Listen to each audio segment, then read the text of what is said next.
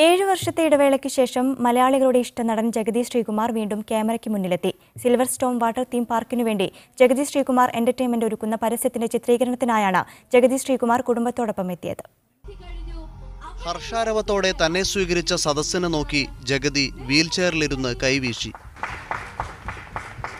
ഹാസ്യത്തിന്റെ ചക്രവർത്തിയുടെ ശിരസിൽ കിരീടമണിയിച്ച് കയ്യിൽ ചെങ്കോൽ നൽകിയപ്പോഴും ജഗതി പുഞ്ചിരി തൂകി.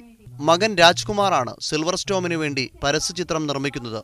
ഇതിന്റെ സ്വിച്ച് ഓൺ കർമ്മം ചലച്ചിത്ര താരം മനോജ് കെ ജയൻ നിർവഹിച്ചു.